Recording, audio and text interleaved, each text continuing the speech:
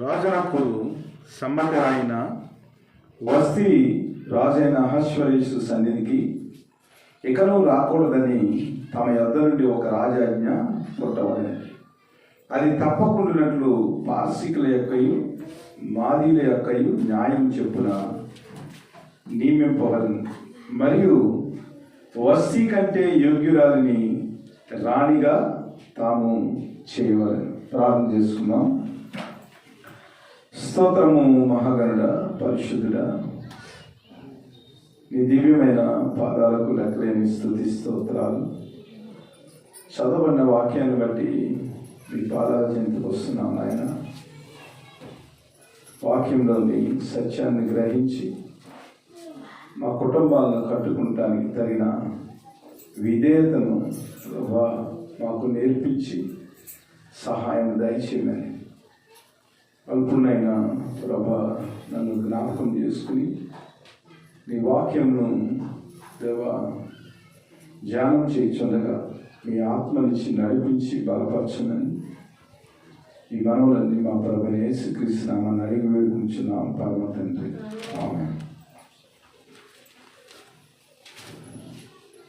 ఈరోజు సందేశానికై మనము ఏర్పరిచిన టైటిల్ ఏమిటంటే కుటుంబ విచ్ఛిన్నతకు బలమైన కారణాలు. కుటుంబ విచ్ఛిన్నతకు బలమైన కారణాలు. ప్రియ దేవుని బిడ్డలారా, దేవుడు చేసిన వ్యవస్థలలో కుటుంబము చాలా విశిష్టమైనది. అది దేవుని అనాదికాల ప్రణాళిక.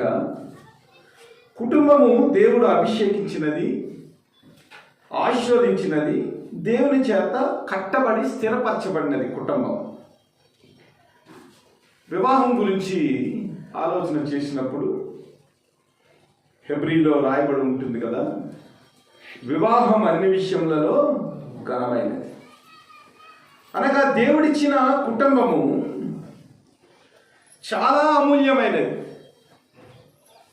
దేవుడు 4 వ్యవస్థలను ప్రవేశపెట్టాడు. ఒక వ్యవస్థ కుటుంబ వ్యవస్థ, రెండవ వ్యవస్థ గవర్నమెంట్ ప్రభుత్వం, మూడవ వ్యవస్థ దేవుని చేత ఏర్పాటు చేయబడిన జనాంగం, నాలుగవ వ్యవస్థ దేవుని రక్తం చేత కొనబడిన క్రీస్తు సంఘం. మొట్టమొదటి వ్యవస్థ చాలా ప్రాముఖ్యమైన విశిష్టమైన వ్యవస్థ, అది కుటుంబ వ్యవస్థ. ఈ కుటుంబ వ్యవస్థ గురించి పాస్టర్ గ్రెగ్ బ్రౌన్ అనే అతను ఒక మాట చెప్పాడు. అదేమిటంటే, కుటుంబం అనేది దేవుని యొక్క దైవ కళాఖండం. కుటుంబం అనేది దేవుని యొక్క దైవ కళాఖండం. అంటే దేవుడు ఆయన దృష్టితోటి, ఆయన ఆలోచనతోటి ఒక కళాఖండాన్ని గీస్తే, ఒక చిత్రాన్ని గీస్తే, ఆ చిత్రాలలో ఒక గొప్ప చిత్రము కుటుంబం అన్నమాట. అయితే ఈ రోజుల్లో ఏమైందంటే, ఈ దైవ కళాఖండములో దేవుని తీసేస్తున్నారు. దేవుని తీసేయటం వల్ల ఏమైంది, ఆ దైవ కళాఖండంలో దేవుని యొక్క ఆ ప్రేమను తీసేసినప్పుడు, దేవుని యొక్క ఆ సన్నిధిని తీసేసినప్పుడు వట్టి కళాఖండము మిగులుతుంది. అనగా దేవుని లేని కళాఖండము మిగులుతుంది. ఈ రోజున క్రైస్తవ కుటుంబాలన్నీ కూడా పైకి దేవుని కుటుంబాలుగా కనబడుతున్నవి, కానీ ఆ కళాఖండంలో దేవుని యొక్క ప్రేమ లేదు, దేవుని యొక్క అధికారం లేదు, దేవుని చేత నడిపింపబడటం లేదు. కాబట్టి కుటుంబాలన్నీ కూడా విచ్ఛిన్నమైపోతున్న పరిస్థితుల్లో ఉన్నవని మనం జ్ఞాపకం చేసుకోవాలి. యెషయా గ్రంథంలో ఈ మొదటి అధ్యాయంలో కుటుంబము ద్వారా మనం నేర్చుకోవాల్సిన విషయాలు. కుటుంబము విచ్ఛిన్నమైపోతుందంటే ఎందుకు విచ్ఛిన్నమైపోతుంది, అందులో ఉన్న బలమైన కారణాలు ఏమిటి అనేది ఒక రాజు కుటుంబాన్ని ఇక్కడ మొదటి అధ్యాయంలో ఎస్తేరు గ్రంథంలో దేవుడు మనకు రాసి ఉంచారు. ఈ కుటుంబం ఎవరంటే అహస్వరోసు వస్తీ, అనగా రాజు యొక్క కుటుంబం. ఈ రాజు యొక్క సన్నిధిలో లేదా రాజు యొక్క రాజ్యంలో ఇంచుమించుగా 127 సంస్థానాలు ఉన్నవి.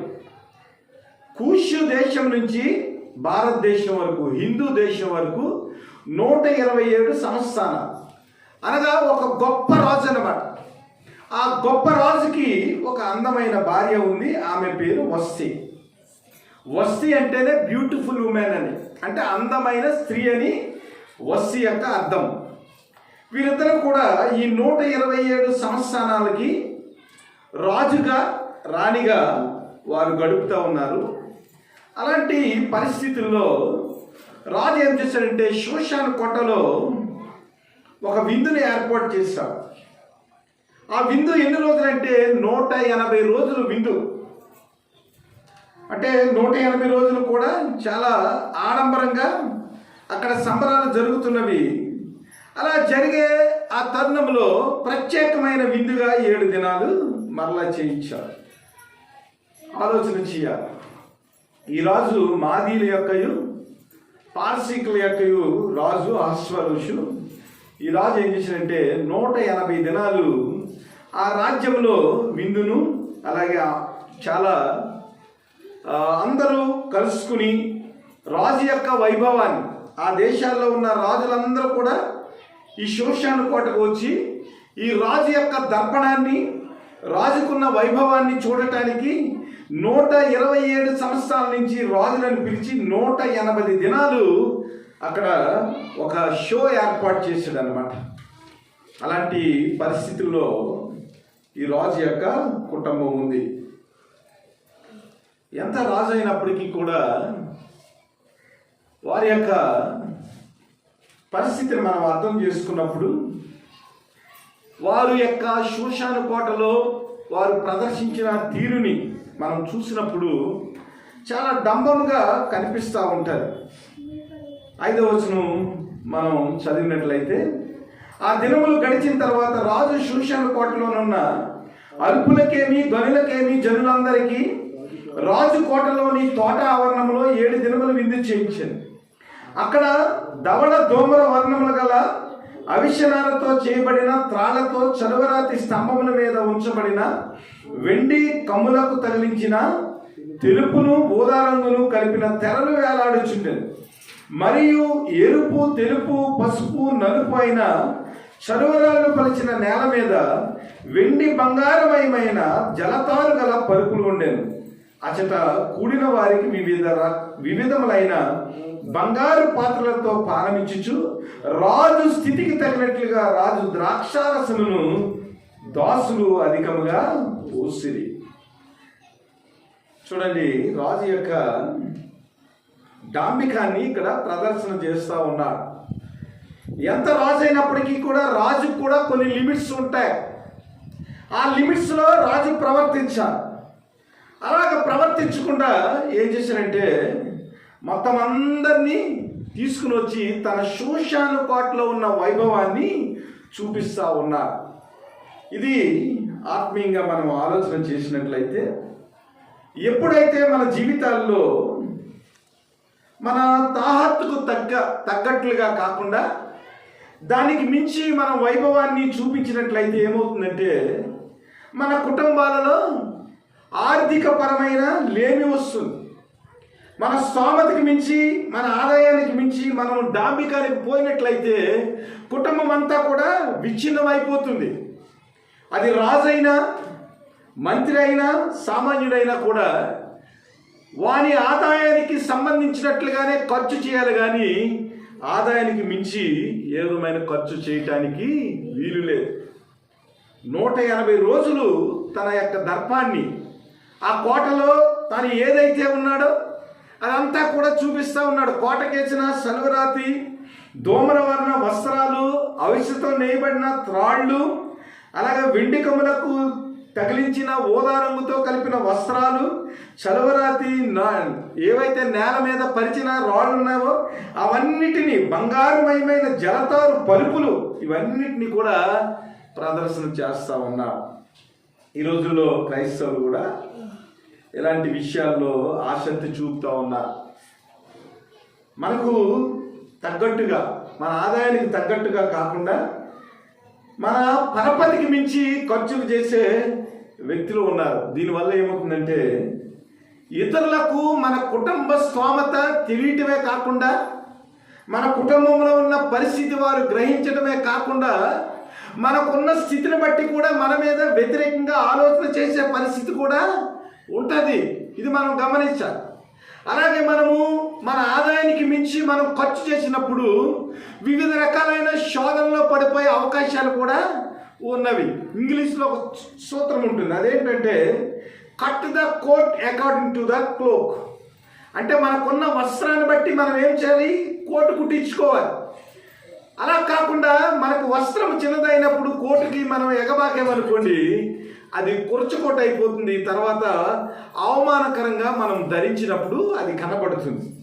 కాబట్టి క్రైస్తవులైన వారు ప్రతి వారు కూడా ఇది నేర్చుకోవాలి. ఏమిటంటే మన ఆదాయానికి తగ్గట్లుగా మన కుటుంబాన్ని నడిపించుకునేదానికి నేర్చుకోవాలి.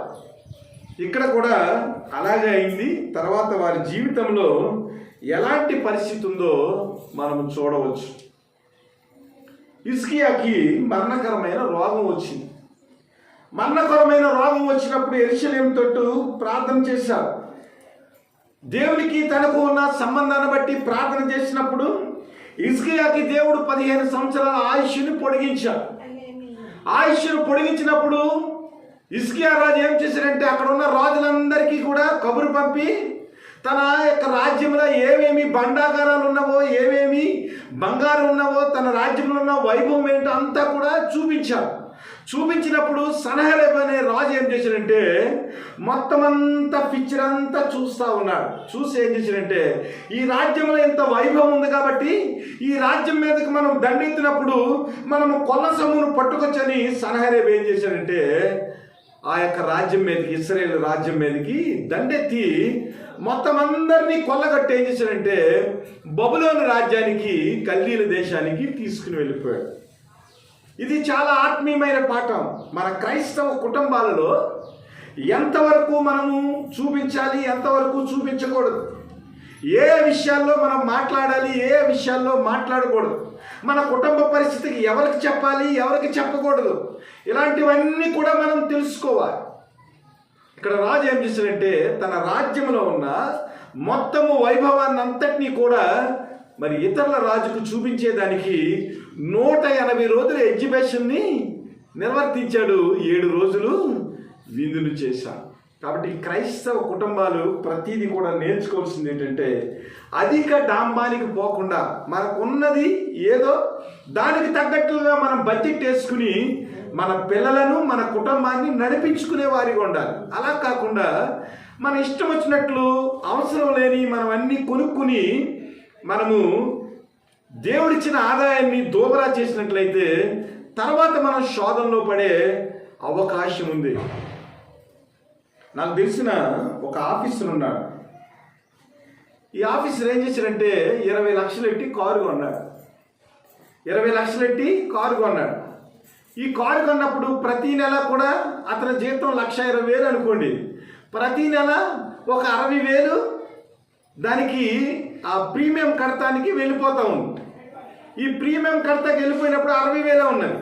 ఆ 60,000లో తన కుటుంబానికి, అద్దెకి, తన స్టేటస్ తగ్గట్లుగా కారు మెయింటైన్ చేసేదానికి, పిల్లలకు ఫీజులు కట్టేదానికి, ఇవన్నిటిని చూసుకుంటే ప్రతి నెల కూడా ఒక 15,000, 20,000 అప్పు వస్తుంది. నిజంగా అతనికి స్తోమత లేనప్పుడు ఏం చేయాలి? మోటార్ సైకిల్ వెళ్ళొచ్చు. కానీ డాంబానికి పోయి ఏం చేసాడు? కారు కొన్నాడు. ఆ కారుకి మెయింటెనెన్స్, పెట్రోలు, మరలా కారు కొన్నాం కదని పిల్లల్ని అటు ఇటు తీసుకెళ్ళటం, ఇదంతా జరిగిన తర్వాత ఏమైందంటే ఒక 2 సంవత్సరాలు పోయేటప్పటికి ఇంచుమించుగా ఒక 10 లక్షల పైన అప్పు అయిపోయింది. దీనివల్ల కుటుంబానికి కలిగే నష్టం ఏమిటంటే మనం గమనించాం. మన ఆదాయాన్ని ఎలాగ బడ్జెట్ వేసుకోవాలో చాలామందికి క్రైస్తవులకి తెలియదు. లేనిపోని ఆడంబరాలు. నిజంగా పిల్లలు పెద్దలు ఎదుగుతున్నప్పుడు, మన పిల్లలు ఎదుగుతున్నప్పుడు వారి భోజనం కొరకు, వారి వస్త్రాల కొరకు, వారి చదువుకి మనము ఖర్చు పెట్టాలి. అలా కాకుండా వారి అవసరాలను పక్కన పెట్టి మనం ఏం చేస్తామంటే, మనం డంబానికి పోయి ఇతరులకు గొప్పగా కనిపించాలని కారు తీసామనుకోండి, ఏమవుతుంది? మన ఆదాయం అంతా కారుకి వెళ్ళిపోతుంది. దానివల్ల ఉపయోగం లేదు. యవ్వన దశలో మన బిడ్డలకు కావలసిన పోషకాహారం ఏదైతే ఉందో, బలమైన భోజనం ఏదైతే ఉందో అది పెట్టాలి. మనం వారికి మంచి చదువులు మనం చదివించాలి. వారి యొక్క ఆరోగ్య పరిస్థితిని మనం గమనించాలి. మన కుటుంబంలో భార్యకు అనారోగ్యంగా ఉంటే ఆ భార్యకు మనం వైద్యం చేయించాలి. ఇలాంటివన్నీ మనం మర్చిపోయి మనం డంబాలకు పోయినట్లయితే ఏమవుతుందంటే, మన ఆదాయానికి మరి చిల్లు సంచిలో వేసిన ఆదాయంలాగా అయిపోయి కడకు మనకు ఆరోగ్య పరిస్థితి బాగోలేనప్పుడు, పిల్లలకు ఫీజులు కట్టవలసినప్పుడు, వారి ఉన్నతమైన చదువులకు కావలసిన ధనాన్ని మనం సమకూర్చి బిడ్డలకు వారి అవసరమైన టైంలో మనం అందించే కుటుంబాలుగా, తల్లిదండ్రులుగా ఉండాలి. అలా కాకుండా మన ధనాన్నంతటినీ కూడా ఆడంబరాలకి మనం వెచ్చించినట్లయితే భవిష్యత్తులో మనం అనేక రకాల ఇబ్బందులను ఎదుర్కోవాల్సి వస్తుంది. కాబట్టి క్రైస్తవమైన వారు ప్రతి వారు కూడా నేర్చుకోవాల్సింది ఏమిటంటే, ఇతరులను చెయ్యి చాసేవారిగా కాకుండా ఇతరులకు మనము చెయ్యి అందించే వారిగా ఉండాలంటే అధికమైన డంబానికి పోకుండా మన ఆదాయానికి తగ్గట్లుగా మనం ఏం చేయాలంటే ఖర్చును, బడ్జెట్ని లెక్కలు వేసుకునే స్థితిలోనికి క్రైస్తవులు ఉండాలి. ఈ మధ్య నేను గమనించాను, ప్రతి వారు కూడా ₹1,00,000 వస్తుంది కదని ఏంటది గవర్నమెంట్ ఇచ్చేది డోక్రాలు తీసేసుకుంటున్నారు. ఇచ్చినప్పుడు తీసుకున్నప్పుడు ₹1,00,000 బాగానే తీసుకుంటున్నారు. ఆ తర్వాత డోక్రాలు కట్టేదానికి డబ్బులు లేక మళ్ళీ అప్పుల మీద అప్పులు. ఎందుకు వచ్చింది మనకి ఇది? దేవుడిచ్చిన దాంట్లో మనం సౌకర్యంగా ఉండేదానికి దేవుడిచ్చింది దేవుని చేతిలో పెట్టి ప్రార్థన చేసి, నాయన నీవిచ్చిన ఈ కొద్దిపాటి ఆదాయాన్ని మీరు దీవించండి అని ప్రార్థన చేసి మనం ప్రణాళిక వేస్తే దేవుడు దాన్ని తప్పనిసరిగా దీవిస్తా. మీకు తెలియని విషయం ఏమిటంటే, నా ఆదాయం అంతా కలిపి 10,000 ఉంటుంది. అంతే, నా ఆదాయం అంతా కలిపి 10,000 ఉంటుంది. మన చర్చి నుంచి వచ్చే ఆదాయము నెలకు యావరేజ్గా మనం చూసినట్లయితే 7,000. కానీ మరి నా కుటుంబాన్ని పోషించుకుంటానికి, బిడ్డలను పోషించుకుంటానికి ఈ 10,000 ఎలా సరిపోతున్నాయి? ఆలోచన చేయాలి. Budget, cut the coat according to the cloak. దేవుడు మనకి ఏది ఇచ్చాడో దాన్ని బట్టి మనం ఏం చేయాలి? కోట్ను కుట్టాలి. పెద్ద కోటు కుడితే ఏమవుతుందంటే ఇబ్బందులు అవుతాయి. కాబట్టి దేవుని బిడ్డలారా, అధిక డాంబికాన్ని ప్రదర్శించడానికి మనం ముందుకు వెళ్ళక దేవుడిచ్చిన దాంట్లో సర్దుకుని జీవించడానికి ప్రయత్నం చేసినప్పుడు ఏం చేస్తారంటే, మనకున్న ఇబ్బంది తెలిసిన దేవుడు, మనం అధిక డాంబానికి పోయి అప్పులు చేస్తున్నామంటే అర్థం ఏమిటి? ప్రభువు మీద ఆధారపడకుండా మనుషుల మీద, పరిస్థితుల మీద ఆధారపడి ప్రభువుని అడగకుండా మన చేతుల మన స్వయంకృత అపరాధంతో మనం అప్పులు చేస్తూ ఉన్నాం. కాబట్టి ఏమవుతుందంటే, మన జీవితాల్లో కష్టాలను మనం కొని తెచ్చుకోవాలి. లాస్ట్ మినిట్ వరకు ప్రార్థన చేయాలి. లాస్ట్ మినిట్ వరకు, ప్రభువా నాకు ఇది అవసరం ఉంది, నువ్వు ఎలాగైనా తీర్చు నాయన, ఇదిగో ఒక రోజు గడువు ఉంది నాయన, 1 గంటే గడువు ఉంది, నువ్వు ఏం చేస్తావో నాకు తెలియదు నాయన, నువ్వు సహాయం చేయని మనం ప్రభు మీద ఆధారపడి ప్రార్థన చేసినట్లయితే మన యొక్క ఆశను ఆయన తీర్చి మంచి మార్గంలోనికి, అనగా మేలుకరమైన మార్గంలోనికి దేవుడు నడిపించే దేవుడు. కాబట్టి అధిక డాంబాన్ని ప్రదర్శించడానికి క్రైస్తవులుగా మనము దాన్ని గుర్తులో పెట్టుకుని, క్రైస్తవులుగా మనం ఏం చేయాలంటే మనకున్నంతలోనే ఖర్చు పెట్టుకుని దేవుని యొక్క ప్రేమను అనుభవించడానికి మనం ముందుకి వెళ్ళిపోతూ ఉండాలి. ఇంకా రాజు చేసిన ఇంకొక విషయం ఏమిటంటే, అక్కడ కూడి వచ్చిన వారికి అందరికీ కూడా బంగారు పాత్రలో పానం ఇస్తా ఉన్నాడండి. ఎంత డాంబికమో చూడండి. రాజు స్థితికి తగ్గట్లుగా రాజు ద్రాక్షారసమును దాసులు అధికముగా పోసిన ఆ విందు పానము ఆజ్ఞానుసారంగా జరుగుటను బట్టి ఎవరునూ బలవంతం చేయలేదు. ఎవరు కోరినట్లుగా వారికి పెట్టవలనని తన కోట పని వారికి రాజు ఆజ్ఞ ఇచ్చి ఉండెను. రాణి అయిన వస్తీ కూడా రాజైన అశ్వరేషు కోటలో స్త్రీలకు ఒక విందు చేయించుండే. రాజు విందు రాజుది, రాణి విందు రాణిది కదా. క్రైస్తవ కుటుంబాలు ఎవరి ఆదాయం వాళ్ళదే. వీరికి వచ్చిన ఆదాయానికి వీరు ఖర్చు పెట్టుకుంటారు, వారికి వచ్చిన ఆదాయానికి వారు ఖర్చు పెట్టుకుంటారు. మధ్యలో మరి పిల్లలకి ఎవరు ఖర్చు పెడతారు కదా. నా డబ్బులు నా ఇష్టం, నా డబ్బులు నా ఇష్టం. మరి పిల్లలకి వారి అవసరాలకి ఎవరు ఖర్చు పెడతారు? రాజుగారు ఒక విందు చేస్తా ఉన్నారట.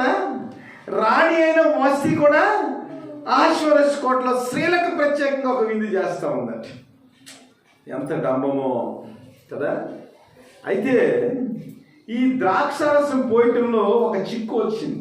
అదేమిటంటే 7వ దినం ఉన్నప్పుడు రాజు ద్రాక్షారసం తాగి సంతోషముగా ఉన్నప్పుడు కూడి వచ్చిన జనములకు అధిపతులకు రాణి అయిన వస్తీ యొక్క సౌందర్యమును కనపరచవలని రాజు కిరీటము ధరించుకున్న ఆమెను తన సన్నిధికి పిలుచుకుని వచ్చినట్లు రాజైన అహశ్వరేషు ఎదుట ఉపచారం చేయు మెముమాను, బిగ్దా, హర్జోనా, బిగ్దా, అబక్త, జాతరు, కర్కస్సు అను 7 నపుంసులకు ఆజ్ఞ ఇచ్చెను. ఆమె సౌందర్యవతి. ద్రాక్షరసం తాగటంలో అయిపోయిందా? డమ్మం చూపించటంలో అయిపోయిందా? అక్కడ వరకు ఆగలేదు. ద్రాక్షరసం తాగిన తర్వాత జనాలందరికీ కూడా తన భార్య అయిన వస్తీ యొక్క అందాన్ని చూపించాలని రాణికి నపుంసకుల చేత కబురు పెట్టాడు. అంటే ద్రాక్షరసం తాగితే మనుషుల యొక్క స్థితిలో, మనుషుల యొక్క మనసులో ఎలాంటి కోరికలు ఉంటాయి, వారి యొక్క మతిస్థిమితం ఎలాగా చెడిపోతుందనేది రాజుగారి యొక్క స్థితిని బట్టి మనం చూడవచ్చు. 127 సంవత్సరాల నుంచి రాజులు వచ్చారండి. ఆ రాజుల ముందు రాణి యొక్క అందాన్ని ఎవరైనా ప్రదర్శిస్తారండి? మా ఇంట్లో ఒక గొప్ప విందు జరిగింది అనుకోండి. గొప్ప విందు జరిగినప్పుడు నా భార్యను వచ్చి డాన్స్ చేయమంటానండి నేను?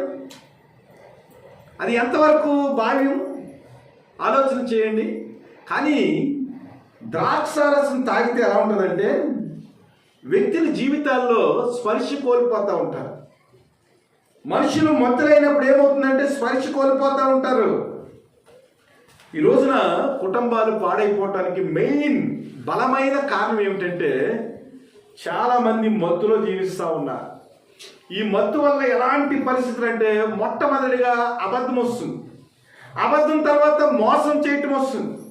ఒకదాని నుంచి ఒకదానికి ఏమవుతుందంటే అలవాట్లన్నీ చెడిపోతాయి. ఆర్థిక పరంగా వారు చెడిపోతారు, ఆరోగ్యపరంగా చెడిపోతారు. అన్నిటికి మించి వారి కుటుంబంలో సమస్యలు వచ్చేస్తాయి. వారి మాటల్లో తేడా వస్తుంది, వారి నిర్ణయాల్లో తేడా వస్తుంది. తప్పుడు నిర్ణయాలు తీసుకుంటారు.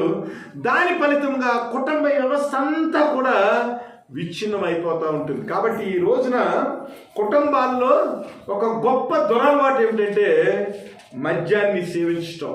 అనేక కుటుంబాల్లో ఆర్థిక పరిస్థితులు క్షీణించటానికి బిడ్డలు అలాగే భార్యలు కూడా అనేక కష్టమైన పరిస్థితుల్లో జీవించటానికి కావాల్సింది ఏమిటంటే ఈ యొక్క దురలవాటు మద్యం అనేది ఏదైతే ఉందో అది ఏం చేస్తుందంటే మనుషులను బానిసలు చేసి కుటుంబాలను విచ్ఛిన్నం చేసేస్తుంది. కాబట్టి మద్యం యొక్క అలవాటు నుంచి కూడా ప్రజలు ఏం చేయాలంటే తిరిగి దేవుని వైపుకి వారి యొక్క మనసులను మలుచుకున్నప్పుడు కుటుంబాలన్నీ కూడా క్షేమకరమైన పరిస్థితుల్లో ఉండేదానికి దేవుడు సహాయం చేస్తూ ఉంటాడు. ఇక్కడ మద్యం గురించి కొన్ని మాటలు మనం చూడాలి. ఎందుకంటే అసలు ఈ యొక్క చాప్టర్లో మనం ఎక్కువ ఎన్నుకున్నది దీని గురించే. సామెతల గ్రంథము 20వ అధ్యాయము 1 నుంచి ఒకసారి చూడండి. ద్రాక్షారసము వెక్కిరింతల పాలు చేయును, మద్యము అల్లరి పుట్టించును, దాని వశమైన వారందరూ జ్ఞానం లేని వారు. చాలు చాలు చాలు. మద్యం ఏం చేస్తుందంట? వెక్కిరింతల పాలు చేయును, మద్యము అల్లరి పుట్టించును. 127 సంవత్సరానికి రాజు అండి ఆశ్వరసు. కానీ ఏమైందంటే ఆశ్వరసు మనసులో తన భార్య యొక్క అందాన్ని 127 రాజుల మధ్య ప్రదర్శించాలని అనుకున్నాడు. అంటే మద్యము తాగిన మత్తులో ఏమవుతుందంటే రకరకాల ఆలోచనలు వస్తాయి, అల్లరి పుడుతుంది. నిజంగా మద్యము అలవాటు ఉన్న వారి గురించి, వారి యొక్క ప్రవర్తన గురించి మనం బయట చూస్తూ ఉంటాం. ఎంత ఘోరంగా ఉంటుందో. నాకు తెలిసిన రైల్వే డ్రైవర్ ఒక ఆయన ఉన్నాడు. చాలా జీతం రైల్వే డ్రైవర్స్కి, గార్డ్స్కి. జీతం తీసుకున్న వెంటనే అక్కడ తాగేసి పడిపోతే తండ్రి ఎక్కడున్నాడండి, బిడ్డలందరూ వచ్చి ఆ పడిపోయిన తండ్రిని, ప్లాట్ఫామ్ మీద పడిపోయిన తండ్రిని తీసుకుని వచ్చి లోపలికి వెళ్ళిన వైన్. ఎంతమంది డ్రైవర్ని నేను రైల్వే స్టేషన్లో చూశాను. మద్యపానం ఏం చేస్తుందంటే మన యొక్క స్టేటస్ని తగ్గిస్తూ ఉంటుంది, మనల్ని వెక్కిరింత పాలు చేస్తూ ఉంటుంది, మన కుటుంబాన్ని బయటికి ఈడ్చుకుని పోతూ ఉంటుంది. సామెతల గ్రంథము 23వ అధ్యాయము 29 నుంచి ఒకసారి మనం చూసినట్లయితే, ఎవరికి శ్రమ, ఎవరికి దుఃఖము, ఎవరికి జగడములు, ఎవరికి చింత, ఎవరికి హేతువు లేని గాయములు, ఎవరికి మంద దృష్టి. ద్రాక్షారసము పుచ్చుకున్న వారికే కదా, కలిపిన ద్రాక్షారసము రుచి చూడ చేరువారికే కదా. ద్రాక్షారసం మిక్కిలి ఎర్రబడగను, గిన్నెలో తలతలలాడుచుండగను, త్రాగుటకు రుచిగా నుండగను, దాని వైపుకు చూడకము, పిమ్మటది సర్పం వలె కరుచును, కట్లపాము వలె కాటివేను, విపరీతమైనవి నీ కనులకు కనబడును, నీకు వెర్రి మాటలు పలుకుదువు. చూసారా, రాజండి. కానీ రాణిని ఏమన్నాడు? 127 మంది సంస్థానాల రాజుల దగ్గర ఏమన్నాడంటే డాన్స్ చేయమన్నాడు, తన సౌందర్యాన్ని చూపించమంటున్నాడు. విపరీతమైన నీ కన్నులకు కనబడును, నీవు వెర్రి మాటలు పలుకుదువు.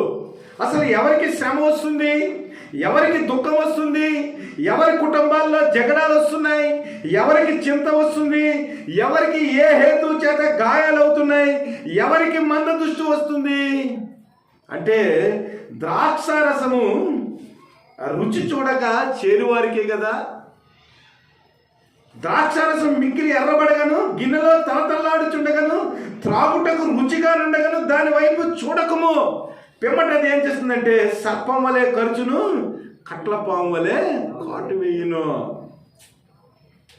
ఒక వ్యక్తి పేరు యేసోబండి. ప్రొద్దున్నే తాగేశాడు. తాగేసిన తర్వాత అలాగా తాగుతా వెళ్ళి ఒక చేలోకి వెళ్ళి పడిపోయాడు. పడిపోయిన తర్వాత ఎప్పుడు తాగుతూనే ఉంటాడు కదా, ఏదో టైంకి వస్తాడు కదా, భర్తని చూస్తూ ఉండేటప్పటికి మధ్యాహ్నం ఎవరో పొలం నుంచి పనులు అయిపోయిన తర్వాత చూస్తూ ఉంటే ఆ పొలం పక్కన ఆ వ్యక్తి పడిపోయి ఉన్నాడు. పడిపోయి ఉంటే అటు ఇటు తిరగేశారు. పనిలోకి వెళ్ళిన ఆ కూలి వాండర్లు తిరగేసేటప్పటికి ఆ ముక్కు దగ్గర వేలు పెట్టేటప్పటికి ఏ విధమైన ఊపిరి ఆడటం లేదు. తాగి ఏం చేశాడంటే ఆ పొలంలోనే చనిపోయాడు. సాయంత్రం 5 గంటలకి ఏడి వేసోబంటే పొలం దగ్గర చచ్చిపోయి ఉన్నాడు. దేవుని బిడ్డలారా, ఈ రోజున మద్యం యొక్క పరిస్థితి మన జీవితాల్లో ఎంత శ్రమ వస్తుందో, ఎంత దుఃఖం వస్తుందో. భర్త వస్తాడు కదా అని భార్య ఎదురు చూస్తూ ఉంటుంది. తండ్రి వస్తాడు కదా ఏదోటి తెస్తాడు కదా అని బిడ్డలు ఎదురు చూస్తూ ఉంటాడు. కానీ తండ్రి వచ్చేటప్పటికి వారి జీవితంలో దుఃఖము, వారి జీవితంలో చింత, వారి జీవితంలో శ్రమ అన్నిటికీ మించి ఏమవుతుందంటే ఒక్కొక్కసారి గాయాలు పాలు. తాగి మోటార్ సైకిల్ ఒక అతను స్పీడ్గా వెళ్ళినప్పుడు ఏమైందంటే ఆ డివైడర్ గుద్దుకుని అక్కడే గాయాలు పాలు చనిపోయాడు. మత్తులో మనుషుల యొక్క ప్రాణాలు కూడా పోతా ఉన్నాయి. మన జీవితాల్లో దుఃఖం వస్తుంది. కాబట్టి మత్తు గురించి నిజంగా ఆలోచన చేయండి. ఇక్కడ ఎంత కఠినమైన మాటలు. అది సర్పం వలె కలుచును, కట్ల పాము వలె కాటు వేయును. కానీ ప్రజలకు మత్తు యొక్క విపరీతమైన పరిస్థితి వారికి అర్థం కావటం లేదు. నిజంగా ఊపిరితిత్తులు ఎంత పాడైపోతాయండి. తాగిన వాడికి ఊపిరితిత్తులు ఎంత పాడైపోతాయండి. హాస్పిటల్లో ఏదైనా జ్వరం వచ్చిందంటే రెసిస్టెన్స్ పవర్ తగ్గిపోయి ఆ శరీరంలో ఉన్న వ్యాధి నిరోధక శక్తి తగ్గిపోయి ఏదైనా జ్వరం వచ్చినప్పుడు ఆ వ్యక్తి మళ్ళా కోలుకోవాలంటే సంవత్సరాలు పడుతుంది. కానీ ఆరోగ్యకరమైన వ్యక్తికి ఎలాంటి రంపు వచ్చినా, జ్వరం వచ్చినా, ఎలాంటి అనారోగ్యం వచ్చినా 1-2 రోజుల్లో అతను ఏమవుతాడంటే మరలా బాగుపడతాడు. కానీ ఈ ఊపిరితిత్తులు పాడైపోయి, మూత్రపిండాలు పాడైపోయి వారు హాస్పిటల్కి వెళ్ళినప్పుడు లోపల ఏ విధమైన పార్ట్లు పనిచేయవు. ఎలాగ విషయం అవుతుందంటే పాడైపోయి ఆఖరికి మనిషి ఏమవుతాడంటే 80 కేజీలు ఉన్న మనిషి 40 కేజీలకు వచ్చేస్తాడు. బాడీ వెయిట్ లేక ఏదైనా ట్రీట్మెంట్ చేస్తే ఆ బాడీ తట్టుకోలేక ఏమవుతుందంటే వెంటనే డిఫాల్ట్ అయిపోతుంది. విషయం ఎలాగవుతుందంటే అలాగవుతుంది అన్నమాట. ఊపిరితిత్తులు పాడైపోతాయి, కిడ్నీలు పాడైపోతాయి, అంతా కాలేయం పాడైపోతాయి, అంతా పాడైపోతాయి. కానీ ప్రజలకి ఎందువలనో ఈ మద్యం యొక్క దాని పర్యావసనం తెలియక కుటుంబాలలో గాయాలు పాలు, చింత, జగడ.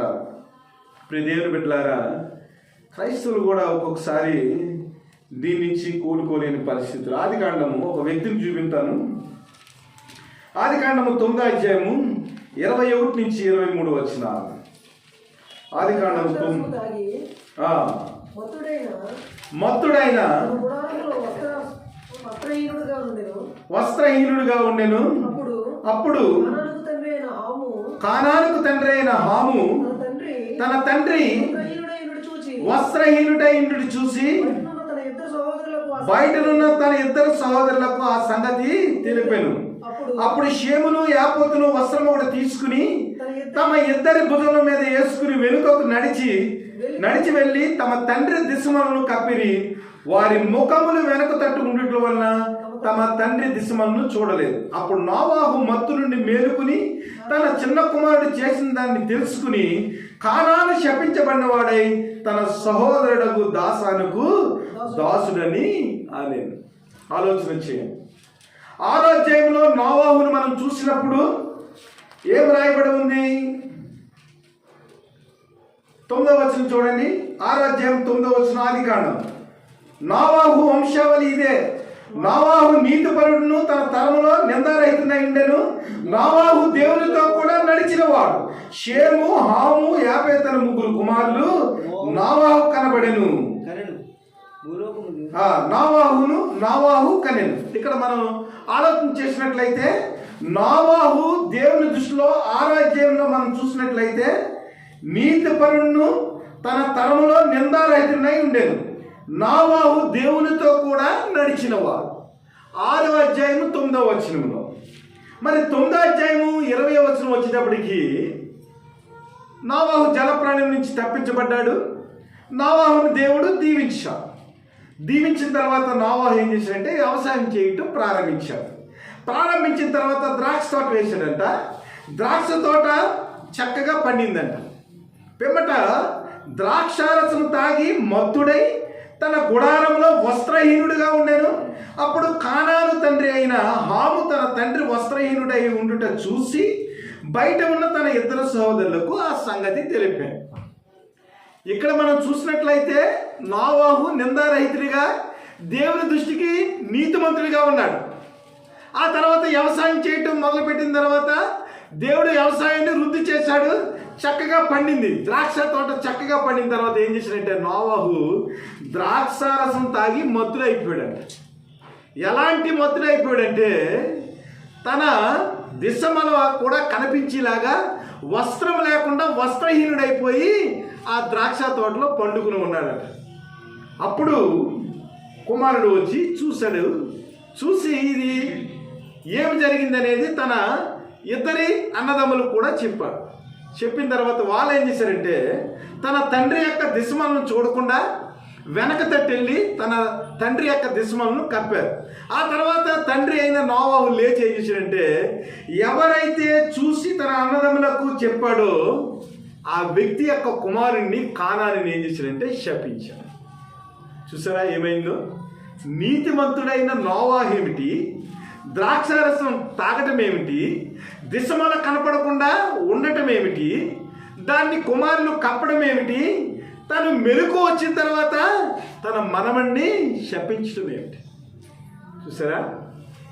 అంటే ఒక వ్యక్తి మత్తుడైపోయిన తర్వాత తన యొక్క ఆ జీవితంలో జరిగే పరిస్థితులు ఎలా ఉంటాయంటే ఏ విధమైన స్పృహ లేకుండా వీడి తమ్ముడా, వీడి చెల్ల, లేదంటే అక్క అన్నయ్య, తండ్రా తల్ల, ఇదేముండదు. తనకిష్టం వచ్చినట్లు మాట్లాడుతూ ఉంటాడు, తనకిష్టం వచ్చినట్లు దూషిస్తూ ఉంటాడు. ఇక్కడ నోవాహు పరిస్థితి కూడా అదే అయింది. అలాగే ఆది కాండంలో మనం 19వ అధ్యాయంలో చూసినట్లయితే లోతు ఉన్నాడు. లోతు కూడా సొదొమ గుమర్రాలనే ఆ పరిస్థితి నుంచి తప్పించబడ్డాడు. గంధకాలతో సొదొమ గుమర్రా కాలిపోయింది.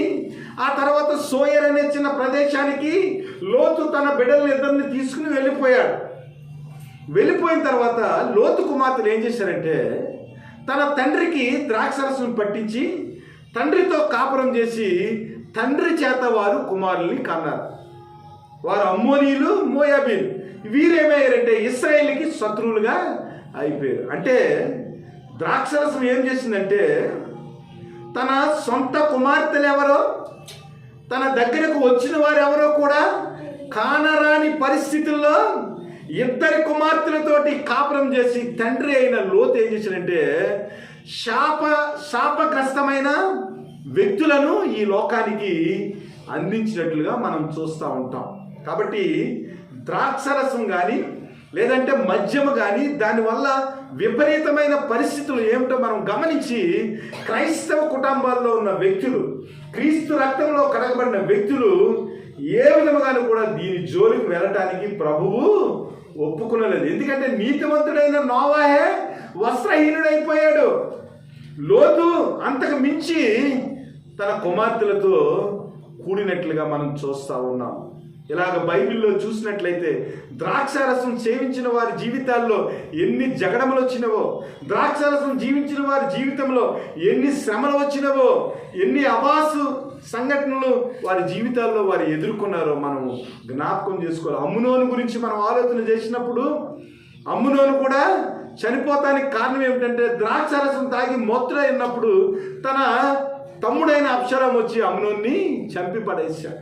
ఇలాగ బైబిల్ గ్రంథంలో మనం చూసినట్లయితే ద్రాక్షరసం మత్తులో తమ జీవితాలను పోగొట్టుకుని వారి యొక్క కుటుంబ వ్యవస్థను ఎంతమంది తృణీకరించినట్లుగా మనం చూస్తూ ఉంటాము. కానీ ఇక్కడ కూడా వస్తి యొక్క జీవితంలో అహష్వేరోషు యొక్క కుటుంబంలో ఏమైందంటే ద్రాక్షారసం మత్తుడుగా ఉండి అక్కడున్న వ్యక్తులకు తన భార్య యొక్క సౌందర్యాన్ని చూపించడానికి మరి పూనుకుని తన భార్య నుండి అతను వేరైపోయినట్లుగా మనం చూస్తూ ఉన్నాం. ఆ తర్వాత మనం చూసినట్లయితే రాణి అయిన వస్తి నపుముల చేత ఆజ్ఞింపబడిన రాజాజ్ఞ ప్రకారము వచ్చుటకు ఒప్పగొప్పగా రాజు మిగిల కోపగించెను. అతని కోపము రగులుకొనెను. విధిని రాజధర్మమును ఎరిగిన వారందరి చేత రాజు ప్రతి సంగతి పరిష్కరించుకునేవాడు గనుక అతడు కాలజ్ఞానులను చూసి రాణి అయిన వస్తి రాజైన అహష్వేరోషు అను నేను నపుంసకుల చేత ఇచ్చిన రాజాజ్ఞ ప్రకారము చేయకపోయినందున ఆమెకు విధిని బట్టి చేయవలసింది ఏదని వారిని అడిగారు. చూసారా? అంటే ఒక కుటుంబంలో పరిస్థితులు ఎలాగ దిగజారిపోతాయి అనేది ఈ కుటుంబం యొక్క పరిస్థితులను బట్టి మనం అవగాహన చేసుకోవాలి. మొట్టమొదటిగా వారు డాంబికానికి వారు ప్రదర్శన చేయడానికి నేర్చుకున్నారు. ఆ డంబం నుంచి ఏమైంది? ఆ డంబములో భాగముగా రాజు ద్రాక్షారసానికి బానిస అయిపోయాడు. ఆ ద్రాక్షారసంలో బానిస అయిపోయిన కారణంగా అతని హృదయంలో వెర్రితనం వచ్చింది. ఆ వెర్రితనానికి మరి బలైపోవటానికి వస్తీని పిలిచాడు. వస్తీ ఏం చేసిందంటే తన భర్తని కూడా చూడకుండా, తన సౌందర్యాన్ని చూపించడానికి ఒప్పుకోకుండా ఏం చేసిందంటే రాజుని తెలిసిన తన భర్త ఆజ్ఞను పాటించకుండా త్రోసిపుచ్చేసింది. త్రోసిపుచ్చిన తర్వాత ఏమైందంటే రాజుకి కోపం వచ్చింది. ఇదిగో నేను కబురు పంపాను, మరి నపుంసకుల చేత కబురు పంపినప్పుడు వస్తీ రాలేదు కాబట్టి రాజాజ్ఞను బట్టి ఏమి చేయాలని రాజ్యంలో ఉన్న కాలజ్ఞానులను పిలిచా. ఇక్కడ వస్తీ గురించి మనం ఆలోచన చేసినట్లయితే ఇప్పటి వరకు మనం మద్యం గురించి ఆలోచన చేసాం. ఇక్కడ వస్తీ గురించి కూడా మనం కొంత ఆలోచన చేయాలి. ఇప్పుడు మన భర్త తాగి వచ్చాడండి. తాగి వచ్చినప్పుడు మన మీద తన యొక్క దర్పణాన్ని చూపిస్తూ ఉన్నాడు, అధికారాన్ని చూపిస్తూ ఉన్నాడు. అలాంటి పరిస్థితుల్లో క్రైస్తవ స్త్రీలుగా ఉన్నవారు ఎలాగ ప్రవర్తించాలి? రాజు ఆజ్ఞ చేశాడండి.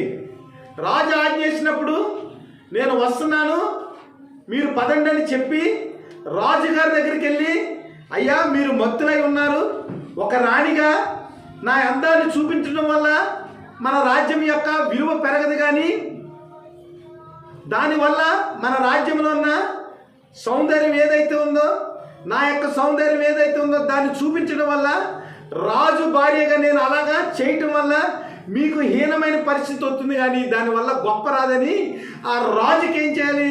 చెప్పి ఉండాలి. అలాగే చెప్పకుండా ఏం చేసిందంటే తన తెలివిని ప్రదర్శించకుండా ఒక రాణిగా ఎలాగ నడుచుకోవాలో 127 సంస్థానాలకి ఆమె అధిపతి రాజు పక్షంగా, అలాంటి ఉన్నతమైన స్థితిలో ఉన్న స్త్రీ ఎలాగా ప్రవర్తించాలో అలాగ ప్రవర్తించకుండా ఒక సామాన్యమైన స్త్రీలాగా ఏం చేసిందంటే ఆ నపుంసకుల దగ్గర రానని చాలా కఠినంగా మాట్లాడినట్లు మనం చూస్తా ఉన్నాం. కాబట్టి ఇలాంటి పరిస్థితి వచ్చినప్పుడు ఒక క్రైస్తవ స్త్రీగా మనం ఏం చేయాలంటే జ్ఞానం కలిగి ఆ పరిస్థితుల్లో మనం ఎలాగ ప్రవర్తించాలో నేర్చుకోవాలి. ఒకవేళ మద్యం తాగి వచ్చిన భర్త ఉండొచ్చండి, విశ్వాసరాలైన వ్యక్తికి మద్యం తాగిన భర్త ఉండొచ్చు. ఆ భర్తను ఎలాగా దేవుని వైపు నడవాలో తన సాత్వికంతో ఆమె ఏం చేయాలంటే ఆ భర్తని క్రీస్తు వైపుకి తిప్పాలి. ఎందుకంటే మీరు ప్రార్థన చేయటం వల్ల, పేతురు రాసిన పత్రికలో రాయబడి ఉంటుంది, మీరు ప్రార్థన చేయటం వల్ల సాత్వికంతో ఆ వ్యక్తి గురించి మీరు ఆలోచన చేసి ప్రవర్తించడం వల్ల మీ యొక్క భర్తలను దేవునిలోనికి మీరు రాబట్టగలరని పేతురు చెప్తూ ఉంటాడు. అంటే ఒక స్త్రీకి ఎలాంటి గుణగణాలు ఉండి తన భర్తను క్రైస్తత్వంలోకి నడిపించాలో దాన్ని అక్కడ పేతురు చక్కగా వర్ణించినట్లుగా మనం చూస్తూ ఉంటాం లేఖనాల్లో. కాబట్టి ఏదైనా సమస్య వచ్చినప్పుడు, మన భర్తను తాగి వచ్చినప్పుడు, వారు కఠినమైన నిర్ణయాలు తీసుకుంటా ఉన్నప్పుడు మనం ఏం చేయాలంటే దేవుని పాదాల చెంత మనం ప్రార్థన చేసి సాత్వికంతో ప్రేమతో వారిని ఏం చేయాలంటే దేవునిలోనికి రాబట్టాలి. వస్తీ అలాగే చేయలేదు. అలాగే చేయకుండా చాలా బ్లండర్గా నేను రానని చెప్పేటప్పటికి ఏమైందంటే వస్తీ యొక్క స్థానాన్ని కోల్పోవలసిన పరిస్థితి వచ్చింది. కాబట్టి క్రైస్తవమైన మనం కూడా ఏం చేయాలంటే మన భర్తల విషయంలో మనం చాలా జాగ్రత్తగా దేవుని యొక్క మనసును తెలిసిన వారం కనుక వాక్య ప్రకారము వారిని సరిచేసేదానికి, వారి గురించి ప్రార్థన చేసేదానికి, వారి యొక్క ప్రేమను మనం పొందుకునేదానికి, క్రీస్తు యొక్క ప్రేమను వారికి అందించేవారిగా మనం ఉండాలి. సామెతల గ్రంథంలో కొన్ని విషయాలు భారీగా మనం ఎలాగ నడుచుకోవాలి అనేది కొన్ని విషయాలు 11వ అధ్యాయము సామెతల గ్రంథము 11వ అధ్యాయము 22వ వచనం.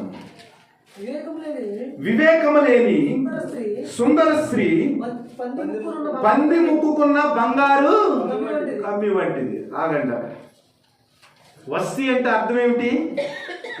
అందమైన స్త్రీ అని, బ్యూటిఫుల్ ఉమెన్ అని డిక్షనరీలో రాస్తుంది.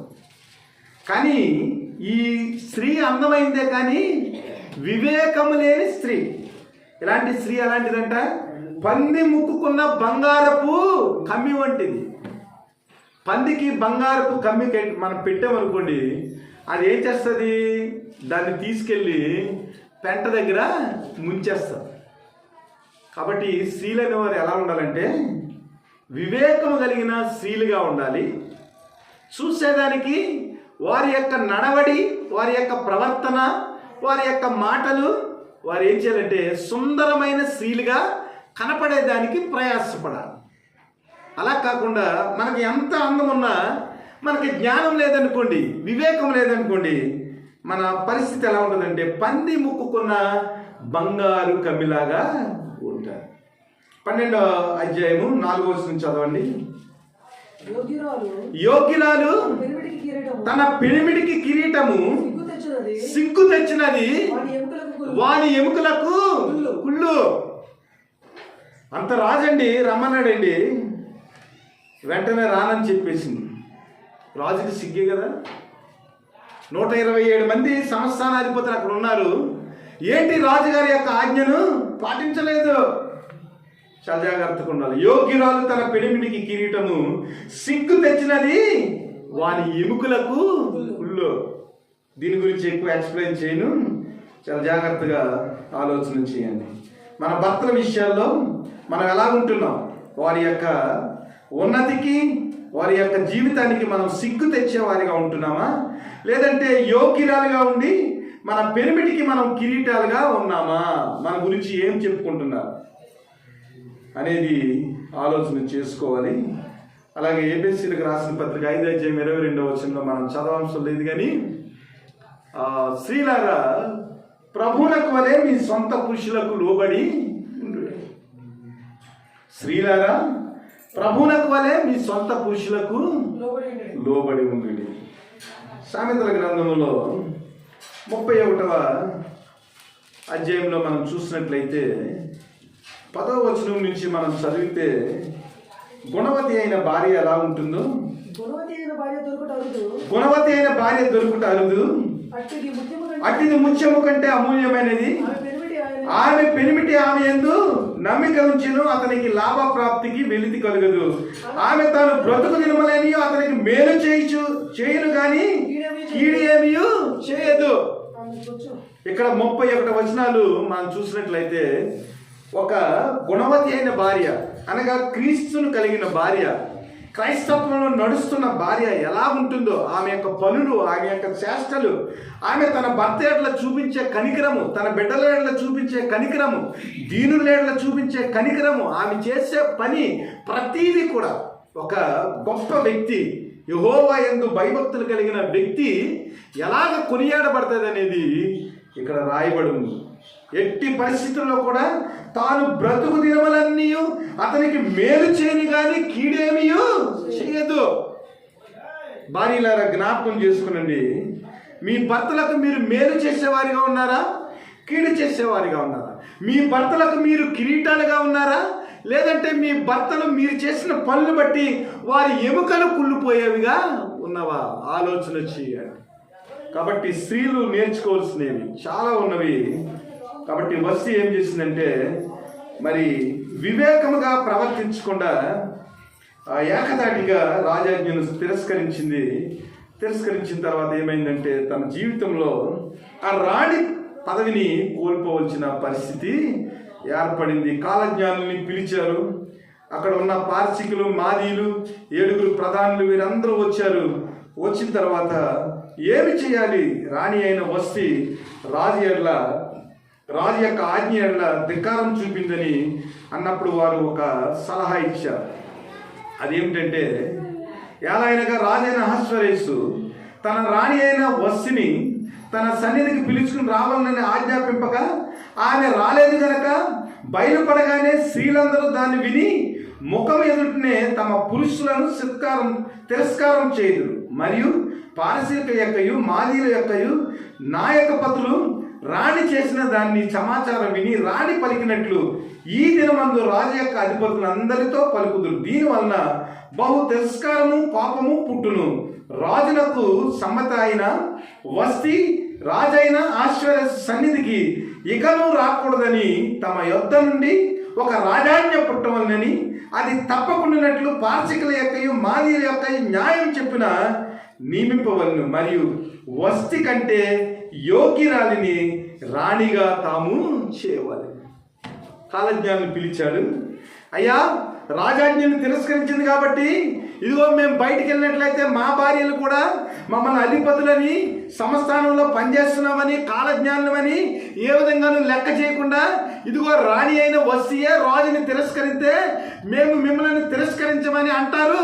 కాబట్టి మాదీల యొక్క పార్సీకుల యొక్క సంస్థానం యొక్క ఆ ఆజ్ఞలను బట్టి ఏమాత్రం కూడా మనం వస్తిని రాణిగా ఉంచకుండా నీ సన్నిధికి రాకుండా ఆమెను తీసివేసి వస్తికి బదులుగా వేరొక రాణిని నియమించాలని ఒక శాసనాన్ని చేసి పడేశారు.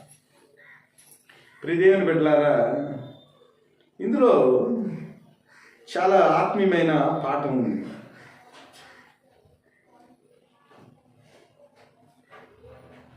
దానియేలు రోజుకి ముమ్మారు ప్రార్థన చేస్తూ ఉన్నాడు.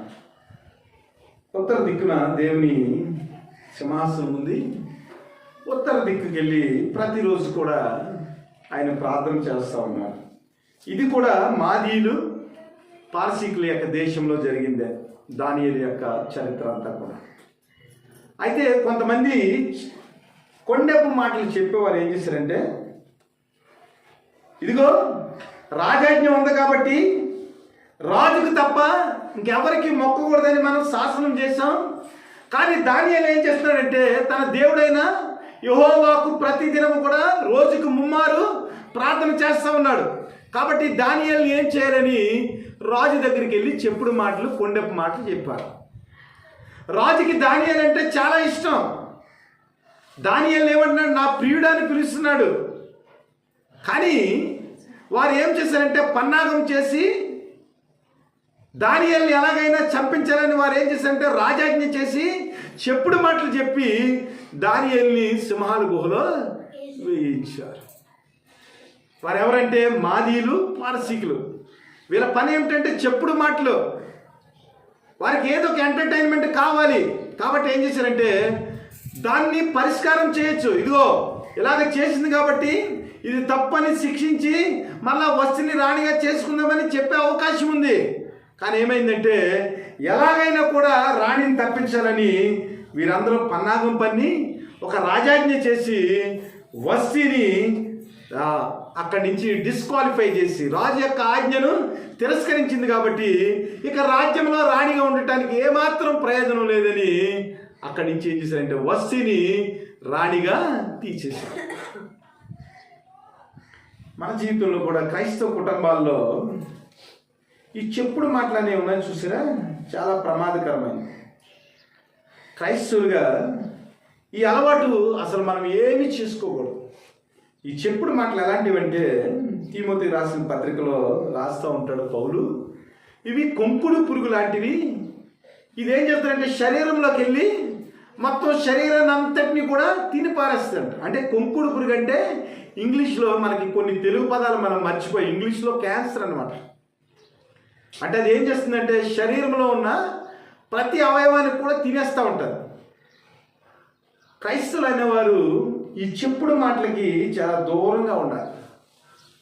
దానివల్ల ఏమవుతుందంటే మన కుటుంబాలన్నీ కూడా విచ్ఛిన్నమైపోతాయి. భర్త మీద భార్య, భార్య మీద భర్త ఏదైనా కోపతాపాలు ఉన్నప్పుడు మధ్యలో ఇతరులు దూరి మన మీద చెప్పుడు మాటలు చెప్పారనుకోండి, భార్య మీద చెప్పుడు మాటలు చెప్తే భర్త వినకూడదు, భర్త మీద చెప్పుడు మాటలు చెప్తే భార్య వినకూడదు. భార్యాభర్తల మధ్య ఉన్న సమస్యను భార్యాభర్తలు ఇద్దరే పరిష్కరించుకోవాలి. దేవుణ్ణి మధ్యలోనికి తీసుకుని వచ్చి దేవుని వాక్య ప్రకారం వారి యొక్క సమస్యలను పరిష్కరించుకునేదానికి నేర్చుకోవాలి. అలా కాకుండా మూడో వ్యక్తిని కనుక దేవుణ్ణి తప్ప మూడో వ్యక్తిని ఎవరినైనా మనం అందులోనికి మనం ఆహ్వానించినట్లయితే మన కుటుంబము విచ్ఛిన్నమయ్యే పరిస్థితి కనబడుతుంది. ఇక్కడ అహస్వేరోషు తన యొక్క కుటుంబాన్ని అతను సరి చేసుకోవచ్చు రాజు కాబట్టి, కానీ అతను మత్తుడై ఉన్నాడు, స్పృహ కోల్పోయాడు, చేయరాని ఆజ్ఞ చేసేసాడు. వస్తి రానన్నది మరలా మధ్యలో ఏం చేశారంటే ఆ కాలజ్ఞానులను పిలిచాడు. కాలజ్ఞానులను పిలిచినప్పుడు వారు ఏం చేశారంటే వారి కుటుంబాన్ని విడదీసేదానికి ఒక ఆజ్ఞనే చేసేసారు. ప్రజలకి రాజ్యానికి సంబంధించింది అయితే రాజాజ్ఞ చేయొచ్చండి. కానీ భార్యాభర్తల మధ్యలో రాజాజ్ఞ ఏంటండి? భార్యాభర్తల మధ్యలో ఏ విధమైన ఆజ్ఞలు ఉండకూడదు, ఏ విధమైన ఆంక్షలు ఉండకూడదు. వారిద్దరూ ఏక శరీరం. దేవుడు కుటుంబంగా కట్టినప్పుడు వివాహం అనే విషయంలో ఘనమైందని, పాన్పు నిష్కలంగా ఉండాలని ఆయన ఆజ్ఞ ఇచ్చి ఆశీర్వదించి వారిని మీరు దీవించండి, మీరు ఈ రాజ్యాన్ని ఏలండి, మొత్తం భూమిని అంతటిని కూడా వశపరచుకోండి, మీకు ఇష్టం వచ్చిన దాన్ని మీరు అనుభవించండి అని వారిని ఆశీర్వదిస్తే మనం ఏం చేస్తున్నామంటే మధ్యలోకి ఎవరో ఒకరిని మనం జొప్పించి మన కుటుంబ వ్యవస్థను మనము పాడు చేసుకుంటా ఉన్నాం. ఏదైనా వనములో హవ్వ ఏం చేసింది? సర్పాన్ని మధ్యలోకి తెచ్చుకుంది. ఏదేనగా ఆనందము, డిలైట్. కానీ ఆనందకరమైన ఏదేనులో ఏమొచ్చిందంటే విషాదం వచ్చింది. ఆనందకరమైన ఆ ఏదేనులో శాపం వచ్చింది. అక్కడి నుంచి తోలివేయబడ్డారు. హవ్వ యొక్క జీవితంలో కాన్పు వచ్చింది. అలాగే ఆదాము యొక్క జీవితంలో చెమట వచ్చింది. అప్పటి వరకు చెమట లేదు, కాన్పు లేదు, ప్రస్తుతి లేదు. కానీ వారి జీవితంలో మధ్యలోకి అపరిచితుడైన ఒక వ్యక్తిని ఆహ్వానించినప్పుడు ఏమైందంటే వారి కుటుంబం అంతా కూడా విచ్ఛిన్నమైపోయింది. కాబట్టి క్రైస్తవులమైన వారు మనం ఏం చేయాలంటే మన కుటుంబ సమస్యలు ఏదైనా వచ్చినప్పుడు దేవుని యొక్క లేఖనాల ప్రకారం మన జీవితాన్ని సరిచేసుకోవాలి తప్ప మూడో వ్యక్తిని కనుక మన కుటుంబంలోనికి ఆహ్వానించినట్లయితే ఇక్కడ అహశ్వరేసు వస్తీ జీవితంలో ఏం జరిగిందో అదే మన జీవితాల్లో కూడా జరుగుతుంది. కాబట్టి చెప్పుడు మాటలు మనం వినకుండా దేవుని యొక్క ప్రణాళిక ప్రకారము మన కుటుంబాలను మనం కట్టుకునే వారిగా ఉండాలి. తీమోతికి రాసిన పత్రిక ఒక మాట చూడాలి. తీమోతికి రాసిన పత్రిక మొదటి పత్రిక 2వ పత్రిక తీయండి. తీతుకు రాసిన పత్రిక ఇది బాగుంటుంది. తీమోతి కంటే తీతుకు రాసిన పత్రిక 2వ అధ్యాయము 1-5 వచనాలు. నీవు హితబోధకు అనుకూలమైన సంగతులను బోధించుము.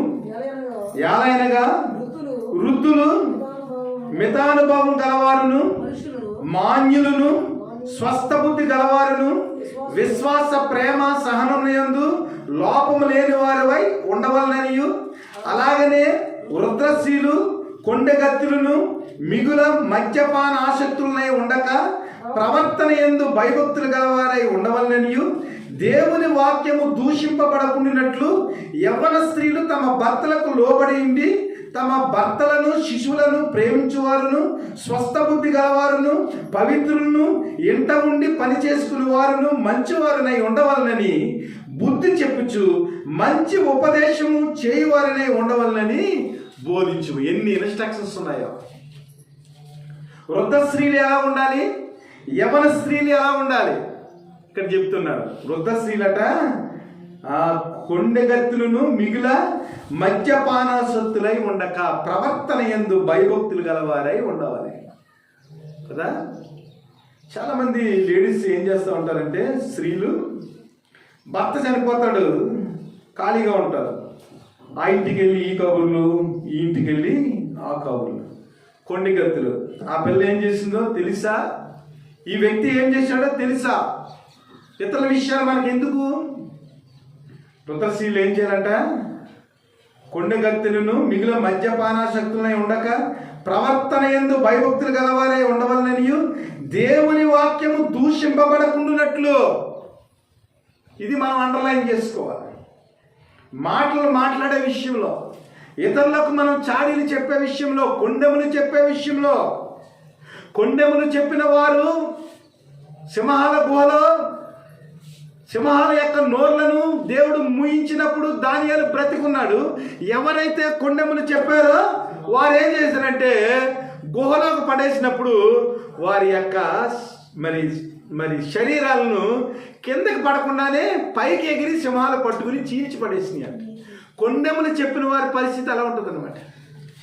దానియేలును దేవుడు రక్షించాడు, సింహాల యొక్క నోర్లను ఆయన ముయించాడు. కానీ కొండెములు చెప్పిన వారు ఏమయ్యారంటే సింహాల పాలైపోయారు. కాబట్టి క్రైస్తవులైన మనము ఎలా ఉంటున్నాం, ఏ విషయాల్లో మనము దేవునికి అనుకూలమైన ప్రవర్తన కలిగి ఉంటున్నాం, మనం మాట్లాడే మాటల విషయంలో, మనం చెప్పే మాటల విషయంలో దేవుని యొక్క వాక్యము దూషింపబడుతుందా, లేదా దేవుని యొక్క నామము హెచ్చింపబడుతుందా?